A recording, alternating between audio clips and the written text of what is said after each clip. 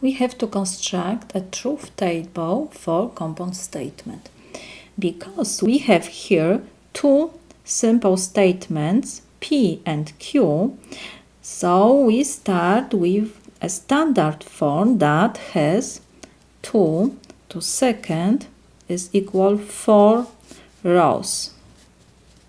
So we have to put in first column, we will put P, next we have Q, because we have here not Q, so the third column will be not Q, and next we have to put our compound statement because we have P and not Q. So we have P and not Q. Now first we have to put our combination for P and Q. P can be true or false, and Q statement, simple statement, can be true or false.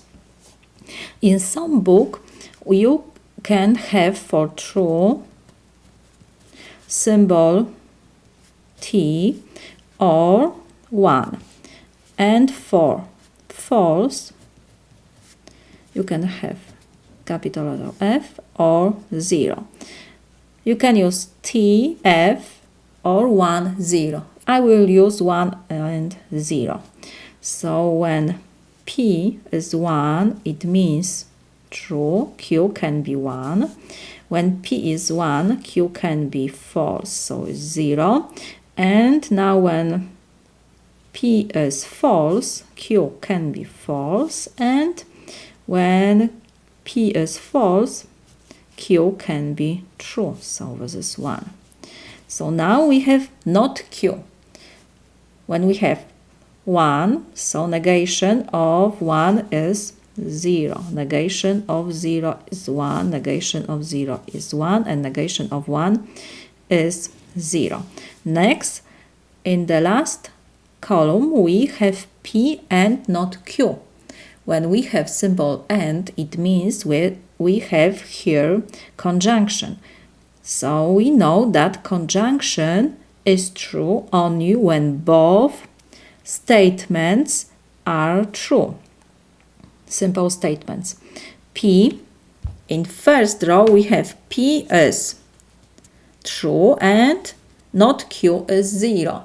So 1 and 0 give us 0. Because conjunction is true only when both statements are true. Next we have 1 and 1, so this is 1. 0 and 1, so this is 0. And 0 and 0, so this is 0. One more time, conjunction statement we have here, and conjunction is true when both simple statements are true.